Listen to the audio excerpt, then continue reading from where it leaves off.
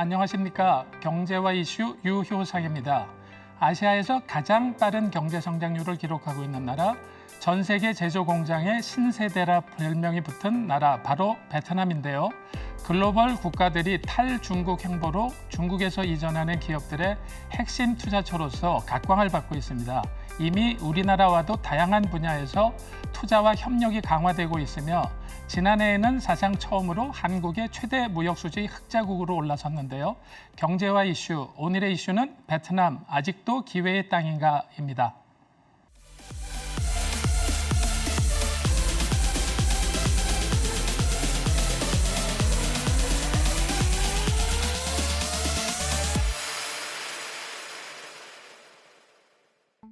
인구 약 1억 명, 평균 연령 32세 젊은 국가 베트남.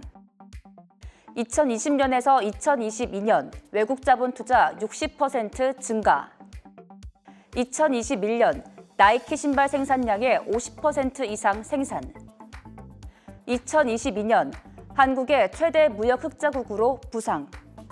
OECD 2023년 베트남의 경제 성장률 6.4% 전망. 안녕하세요. 경제와 이슈 최은강입니다. MZ세대가 전체 인구의 절반에 가까운 평균 연령 32세의 젊은 국가 베트남. 정치적으로는 공산당의 일당 독재가 이어지고 있지만 1980년대에 추진된 도이머이 정책으로 경제적으로는 자본주의 체제를 수용했습니다. 베트남은 적극적인 외국인 직접 투자 유치를 통해 경제 성장을 도모하는 정책을 쓰고 있는데요. RCEP, CPTPP, 그리고 IPEF 등 국제기구에 가입하고 유럽 등 16개국과 FTA를 체결했습니다. 세관 절차도 간소화하고 관세를 낮춰 외국 투자자들에게 매력적인 환경을 제공하고 있는데요. 작년 한국의 최대 무역 흑자국의 최초로 베트남이 오르기도 했습니다. 휴대전화 및 부품, 전자기기 및 부품, 그리고 섬유와 의류 등이 주요 수출 품목에 자리하고 있는데요. 삼성전자의 휴대전화 수출의 절반 이상이 베트남에서 생산 중이며 현재 베트남에 진출한 한국 기업은 9천여 개에 이르고 있습니다. 제2의 공급망 기지, 한국의 제조업 동반자로 불리는 베트남에서 우리는 어떤 새로운 기회를 만들어가야 할까요? 베트남, 아직도 기회의 땅인가라는 주제로 다양한 시선에서 말씀해 주실 전문가를 모셨는데요. 베트남 빈증 한국상공회의소 김진우 회장님 함께합니다. 안녕하세요. 안녕하십니까. 네. 시청자들이 조금 생소할 수가 있는데요. 베트남에서 가장 큰 상공회의소라고 그러는데 빈증 코참이라는 데가 어떤 기구고 어떤 회원들이 모여 있나요? 코참이라는 거는 한국 기업들이 해외에 나가서 만든 사단 법인을 코참이라고 표현을 합니다. 네. 우리는 보통 상공회의소 이렇게 얘기를 하는. 네네. 한국말로는 상공회의소라고 표현을 합니다. 네. 각 지역별로 코참이 활동을 하고 있습니다. 베트남에는 하노이 코참, 호치민 코참, 빈증 코참, 동나이 코참, 롱안 코참 등이 있는데요. 저는 그중에 빈증 코참, 빈증성의 빈증 코참 회장을 맡고 있습니다. 빈증이라 그러면은 우리 한국으로 따지면 경기도랑 비슷하다고 들었는데요. 실제 그 역할은 대전에 있는 그 대덕 단지 특구와 같은 식으로 경제가 굉장히 활성화되어 있다고 그러는데 주로 우리나라에 어떤 기업들이 많이 진출해 있나요? 우리나라 기업들 중에 그 제조업들이 많이 진출을 해 있는데요.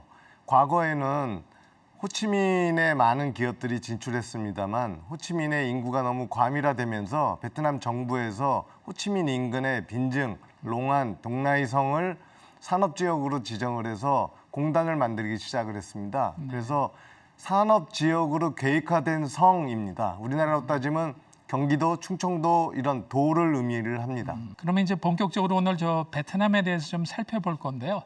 베트남의 경제 상황은 지금 어떤 상황인가요?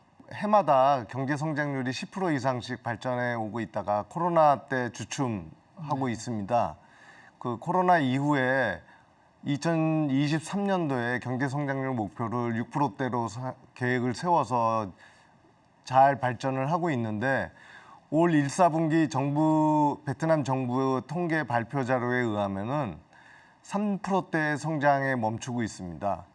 그래서 베트남의 경제 성장이 너무 지지부진하지 않나 하는 우려에 섞인 의견도 있고요. 또는 또 다른 시각으로는 베트남 경제가 뭐 그래도 6%대는 달성하지 않겠나 하는 긍정적인 시각이 있습니다.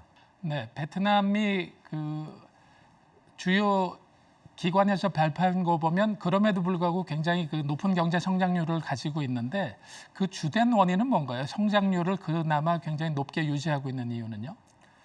베트남은 비교적 인구가 많습니다. 현재 등록된 인구가 약 1억 명 정도 됩니다.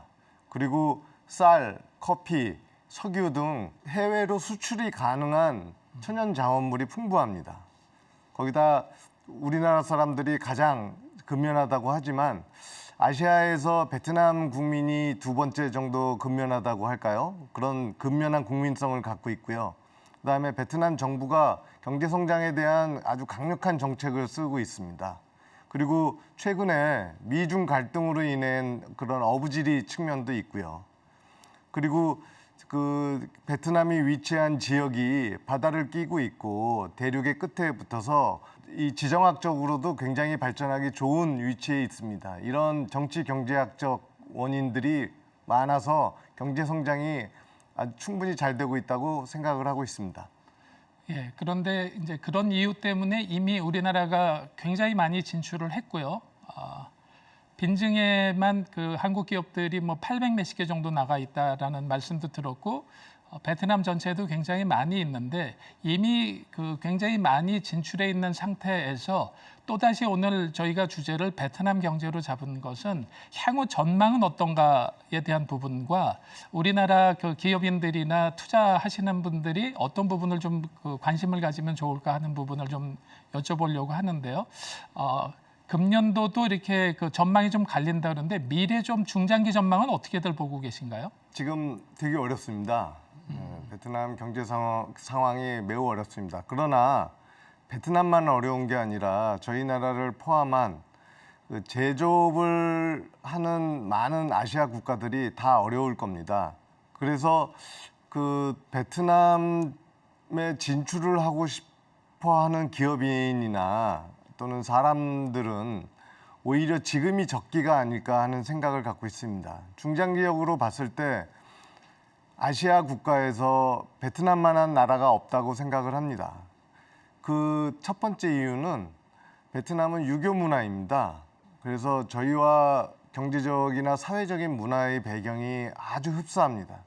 음식도 거의 마늘이라든지 고추를 쓰는 음식 문화도 거의 흡사하고요. 그다음에 아주 근면한 국민성을 갖고 있기 때문에 한국 기업들이나 한국 기업인들이 진출하면은 매우 좋은 그 나라라고 생각을 합니다. 구체적으로 우리나라 기업들이 가서 성공 사례를 만든 거는 어떤 거를 대표적으로 볼 수 있을까요? 대표적인 성공 사례는 언론에서 많이 발표가 됐지만 삼성전자가 가장 대표적인 사례입니다. 삼성전자 핸드폰 공장의 수출액이 베트남 전체 수출액의 20%를 차지하고 있습니다. 네. 그 외에 LG전자, 포스코, 효성, 코오롱 이런 다양한 대기업들이 베트남에 진출해서 성공을 하고 있습니다. 네, 그런 성공 요인인 구체적으로 어떤 베트남 정부의 어떤 유인 정책 때문인가요? 우리나라 기업들이 현지에 진출해서 어떤 그 전략들을 잘 써서 그런 건가요? 그 우리나라 기업들의 성공 사례를 만든 배경은 어떤 것들이 있을까요? 아무리 좋은 정책이 있더라도 기업들이 훌륭한 경영을 하지 않으면 성공할 수가 없을 겁니다. 그러니까 당연히 가장 중요한 원인은 기업들의 훌륭한 경영 전략이었고요. 두 번째는 베트남 정부에서 강력한 그 혜택을 많이 주었습니다. 그럼에도 불구하고 많은 기업들이 실패를 하기도 하고 성공을 하기도 하는데 대미국 수출의 전진 기지로 삼은 우회 수출 기지로 삼은 전략들이 성공한 요인으로 볼 수 있습니다. 자, 그러면 지금 말씀해 주신 데들은 대부분 그 대기업들을 말씀을 해 주셨는데 우리나라의 그 프랜차이즈 비즈니스라든가 어떤 그 스타트업이라든가 이런 작은 기업들의 성공 사례는 어떤 게 있을까요? 스타트업의 경우에는 아직 눈에 띌 만한 성공 사례를 찾아볼 수는 없습니다. 그러나 GS25라든지 뚜레쥬르라든지 이런 프랜차이즈 업체들이 성공하고 있고요. 그 다음에 K마켓이라고 하는 한국 토종 이제 대기업이 아닌 한국 토종 그 프랜차이즈 유통업이 비교적 성공을 하고 있습니다. 예, 그리고 국내에서도 많이 유명해졌는데 뭐 두끼 떡볶이 뭐 이런 그 브랜드가 베트남의 거의 국민 음식과 같이 됐다고 그러는데 그 두끼 떡볶이는 어느 정도 수준으로 지금 성공을 했다고 보시나요? 베트남에서 떡볶이 하면 두끼 이런 공식을 나타낼 정도로 굉장히 성공한 브랜드입니다. 물론 코로나를 겪으면서 이제 모든 이 음식업들이 힘들어지긴 했습니다만 지금도 두끼 떡볶이는 많은 가맹점을 유지하고 있고 많은 소비자들이 베트남 소비자들이 특히 20대 젊은 소비자들이 가장 많이 애용하는 한국 음식의 대표적인 주자라고 볼 수 있습니다. 아까 그 스타트업 같은 경우에는 성공 케이스가 나온 게 별로 생각이 안 나신다고 그랬는데 스타트업 자체가 어떤 그 태동될 수 있는 환경이 별로 만들어져 있지 않아서 그런 건가요? 아니면 우리나라 스타트업들이 구체적으로 베트남 같은 데 진출한 사례가 그 귀해서 그런 건가요? 베트남이 이제 사회주의 국가입니다만 중국과 다른 점이 모든 외국 기업들한테 다 개방을 했다는 겁니다. 네. 중국은 아직도 페이스북이나 구글 이런 데 개방을 안 했습니다만 베트남은 페이스북, 구글을 다 개방을 했고요. 심지어는 내비게이션 비즈니스를 위해서 모든 인공위성 지도를 다 개방할 정도입니다. 그래서 외국계 스타트업인 그랩, 말레이시아 계열이죠. 그렇죠. 그랩이 우버를 인수할 정도로 성장하고 있고요. 인도네시아 기업인 고젝이라는 우버하고 비슷한 비즈니스 모델인데요. 고젝이라는 데도 성공하고 있고요. 그리고 베트남 토종 기업 중에는 모모라는 전자지불 관련된 스타트업이 있습니다. 네. 그런 걸로 봤을 때 베트남 정부나 베트남 시장이 작거나 베트남 정부의 협력이 없거나 하는 것은 아닌 것 같고요. 다만 우리나라 그 스타트업들에게 베트남은 아직 좀 뭐 지리적으로나 경제적으로 좀 아직은 아니다 하는 이미지가 좀 있는 것 같습니다. 네. 그리고 아까 그 처음에 말씀 주실 때 그 베트남 자체가 성장률이 생각보다는 굉장히 높은데 반면에 성장률은 높지만 명목 성장률은 높지만 실제로 사람들이 굉장히 경제 환경을 어렵게 느낀다고 그랬는데요. 그런 이유는 어떤 이유 때문에 그런 건가요? 베트남 1인당 GDP가 베트남 전체 평균으로는 3,000불밖에 안 됩니다. 네. 호치민 경우에는 1인당 GDP가 10,000불 정도에 가깝거든요. 그래서 모든 스타트업이나 모든 비즈니스가 호치민이라든지 하노이를 중심으로 이루어지고 있습니다. 최근 들어서 하이퐁이나 다낭 같은 지역도 네. 우리나라 많이 관광객들이 많이 가는 예, 지역이죠. 많이 활성화되고 있습니다만 아직 이런 대도시를 제외한 나머지 지역은 제조업 위주, 인가공이라든지 제조업 위주의 비즈니스가 발달돼 있지 서비스나 어떤 소비와 관련된 업종들이 발달하기에는 어려운 환경이라고 보입니다. 우리가 많이 뭐 당연히 다 알고 계시는 대로 베트남은 아직도 사회주의 국가고요. 어떤 전문가는 저런 얘기도 많이 합니다. 베트남은 한 개 국가지만 과거의 사회주의 국가와 자유주의 국가가 하나로 통합되면서 아직도 그 체제가 한 나라지만 두 개 국가로 봐야 된다 이렇게 얘기들을 하고 있는데 정치적인 안정이라든가 이게 경제에 미치는 영향 같은 것들은 어떤 정도의 상황인가요, 지금은? 아마 그분이 말씀하신 의도는 과거에 그 베트남 전쟁 이전에 남베트남 시절하고 북베트남 시절로 인한 영향을 말씀하신 것 같습니다만 제가 보기에는 베트남이 지방자치 제도가 가장 발달한 나라라고 보입니다. 아시아 국가에서요. 그래서 각 지방성들이 독특한 기업 문화, 기업 유치 문화와 독특한 정책들을 전개하고 있습니다. 물론 강력한 리더십을 갖고 있는 중앙정부가 어떤 정책에 대한 큰 틀을 잡아주지만 실질적으로 세부 인허가라든지 인센티브는 지방 정부들이 집행을 하고 있습니다. 그래서 지방 어떤 업종을 어느 지역에 진출하느냐에 따라서 그 혜택이나 이런 게 달라지기 때문에 뭐라고 딱 꼬집어서 얘기하기가 어렵습니다. 네. 그리고 아까 말씀 주실 때 그 베트남이 그 제조의 대미국이라든지 해외의 그 전진 기지로서 많이 활용이 된다 그러는데 우리나라 대기업들도 베트남의 그 내수 시장을 진출해서 들어가서 성공했다라기보다는 베트남에서 제공한 여러 가지 인센티브나 인프라를 활용해서 해외에다가 다시 수출하는 이런 그 정책을 쓰면서 성공한 게 대부분이라고 말씀을 하셨는데요. 그러면 우리나라 기업들이 지금 베트남에 지금이라도 관심을 갖고 진짜로 또 다른 제2의 도약을 위해서 베트남을 지금 중국과의 관계가 좀 소원한 상태에서 그러면 어떤 부분이 좀 적합할까요? 베트남을 그 전진 기지로 해서 타 국가로 진출하려고 하는 이런 거와 그 인구가 1억 정도 되니까 굉장한 포텐셜을 가지고 있는 그 소비 국가로서의 베트남 어떤 분야가 어떤 그 전략을 쓰면은 그 좋다고 생각이 되세요? 한 10여 년 전에 베트남 진출 붐이 한번 불었습니다. 네. 그래서 1차 붐은 이미 지나갔다고 보이고요. 지금은 이제 2차 붐인데 2차 붐에서 베트남이 갖고 있는 장점이 두 가지가 있습니다.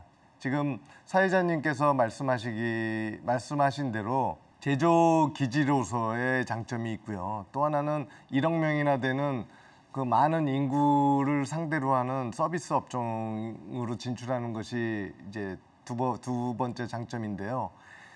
지금 때마침 미국과 중국의 문제라든지 중국이 대만을 침공한다든지 이런 컨트리 리스크 때문에 베트남이 부각을 하고 있는 점이 상당히 큽니다. 최근에 저희 회사도 일본 바이어가 찾아와서 중국에 있는 생산을 모두 베트남으로 옮기고 싶다고 하면서 베트남의 생산 기지를 알아보고 있다고 이렇게 얘기를 했습니다. 그런 걸로 봐서는 그 베트남이 아직도 그 제조 기지로서의 매력을 갖고 있다고 봅니다. 아직도 충분히 저렴한 인건비와 충분한 산업공단의 충분한 그 땅이라든지 이런 것들이 충분히 갖고 있다고 보여지고요. 두 번째는 이 1억 명 중에 베트남이 평균 연령이 20대 28살 이렇게 말씀을 하십니다만 이제 그와 비례로 노령 인구도 많이 늘어나고 있습니다. 그래서 의료 서비스라든지 또 베트남의 그 교육력 높은 그런 분위기를 감안해서 교육 서비스라든지 하는 이러한 사업들이 앞으로 전망이 있지 않을까 이렇게 생각을 합니다. 최근에 그 뉴스를 보면은 미국에서도 사상 최대의 경제 사절단을 보낸다. 애플을 포함해가지고 수십 개의 대기업들이 베트남을 방문하는 것으로 알려졌었는데요. 지금 우리나라 대기업들은 베트남 가서 성공 스토리를 많이 쓰고 있는 기업들 아까 말씀을 주셨는데 그러면 조금 그 최근에 동남아에서 열풍을 불리고 있는 K푸드라든가 K드라마 이런 K컬처에 관련된 이런 거가 현지에서 느끼시는 정도는 어느 정도 되세요? K푸드, K코스메틱은 사실 잘 모르겠습니다. 네. 그러나 K드라마, K팝은 확실히 뜨고 있습니다. 네. 특히 넷플릭스가 보급이 되면서 엄청나게 많은 젊은 청년들이 한국 드라마와 한국 영화를 보면서 한국말을 배우고 있습니다. 실제로 길거리를 다니다 보면은 이제 식당에 들어가게 됩니다. 식당에 들어가서 이제 제가 한국 사람인 거를 밝히면 한국말로 다 인사를 합니다. 그 정도로 이 K-팝과 K-드라마, K-무비에 대한 인기는 굉장히 높기 때문에 이 분야와 관련된 비즈니스도 전망이 있을 거라고 생각을 합니다. 베트남의 원래 최고의 그 관광 국가 그러면은 중국 사람들이 가장 많은 거로 돼 있었는데 중국이 조금 코로나 때문에 블록화가 되고 그러면서 국경이 닫히면서 한국이 베트남 최대의 관광 국가가 이렇게 되고 작년도 압도적으로 1등이었었던 것 같은데 금년도 1, 4분기를 봐도 그런데 실제로 한국 관광객들이나 관련된 비즈니스가 굉장히 많이 현지에서 횡행하고 있나요? 직항 비행기가 하루에 몇 편 뜨는가를 보면은 이 관광객이 얼마나 많이 가고 있구나를 이렇게 가늠을 할 수가 있습니다. 코로나 이전에 다낭까지, 그러니까 인천에서 다낭까지 직항이 20편이 넘게 있었던 걸로 알고 있습니다. 물론 지금은 16편인가 15편인가로 줄어들었다고 얘기를 들었습니다. 예를 들어서 낫장이라는 데가 있습니다. 네. 이제 우리나라 분들은 나트랑이라고 표현을 하는데요. 그 나트랑에 러시아 모스크바에서 하루에 7편씩 비행기가 뜹니다. 네. 그 나트랑에 가면은 모든 메뉴와 간판이 러시아 말로 적혀 있습니다. 이게 그렇게 보듯이 다낭을 가시면 다낭의 네. 많은 상점들이 다 한국말로 네. 적혀 있습니다. 네. 그런 걸로 봤을 때 이 베트남에 대한 한국인들의 애정이 상당히 크다고 볼 수 있습니다. 중국하고 베트남하고 경제가 굉장히 친밀했다가 그쪽이 최근에 중국이 이제 리오프닝을 하면서 중국이 다시 활발하게 활동을 하게 되면 베트남하고의 중국하고의 경제에서 우리나라가 과연 어떤 그 기회를 베트남의 제2의 기회를 삼을 수 있을 것인가에 대한 우려를 하시는 분들도 굉장히 많은데요. 지금 중국이 다시 열리면서 베트남에 서 느낄 수 있는 어떤 경제적인 상황은 어떤 거가 좀 있을까요? 중국하고 관련해서? 베트남의 제조업, 공장들을 얘기를 하는데요. 공장들에 근무하는 공원들의 평균 인건비가 월 30만 원에서 40만 원 수준입니다. 그러나 중국의 경우 공장에서 근무하는 제조업 공장에서 근무하는 1인당 인건비가 월 90만 원에서 100만 원으로 이미 올라 있습니다. 그래서 중국은 장치산업이나 첨단산업을 제외하고는 그 제조업으로서의 매력을 이미 상실한 나라라고 생각을 합니다. 다만 중국이 엄청난 인구를 갖고 있기 때문에 우리나라 기업들한테는 어떤 소비재를 판매할 수 있는 시장으로서의 가치는 있다고 보는데 우리나라가 중국을 제조 기반으로 삼아서 미국이나 유럽으로 수출하는 걸로서는 중국은 이미 매력을 상실했다라고 생각을 합니다. 네, 우리나라는 뭐 주식 투자가 열풍이고 그런데 베트남의 주식 시장이나 금융 시장은 어떤가요? 좀 활발하게 움직이고 있나요? 코로나 이전까지 활발하게 움직여 왔습니다. 코로나 때 잠깐 주춤을 하다가 지금 정부에서 발표한 1, 4분기 통계를 보면은 많은 외국 투자자들이 베트남 증시를 떠나고 있다는 뉴스를 제가 본 적이 있습니다. 네. 그래서 주가가 우하향 곡선을 조금씩 그리고 있습니다. 근데 주가라는 것이 이제 그 나라의 그 경제 성장이라든지 제조업들의 이익률이라든지 하는 거와 연동이 돼 있기 때문에 미국 경기가 풀리면 베트남에 있는 제조업 경기가 좋아질 거고요. 그렇게 되면 자연스럽게 우상향으로 바뀔 거라고 생각합니다. 네.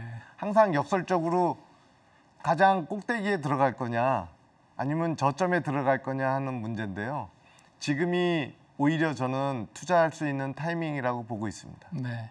김 회장님 말씀을 들으니까 위기가 기회다 이런 뭐 식상한 이런 얘기가 떠올리기도 하지만 지금 제2의 기회를 만들 수 있는 이런 그 상황이다라고도 볼 수 있을 것 같습니다.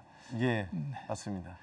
베트남을 지금까지 블루 오션이라 해서 굉장히들 많이 진출을 하고 그랬는데 아직도 베트남은 기회의 땅인가라는 주제로 베트남 주요 산업 현황과 한국 기업들의 새로운 기회 요소까지 점검을 해봤는데요. 베트남 시장에 대한 새로운 가능성과 기회를 알려주신 김진우 회장님께 감사드립니다. 네, 감사합니다. 감사합니다. 우크라이나 전쟁과 미중 갈등으로 탈세계화 흐름이 가속되면서 주요국들의 이해관계와 공급망 연결 지형이 재편되고 있는데요.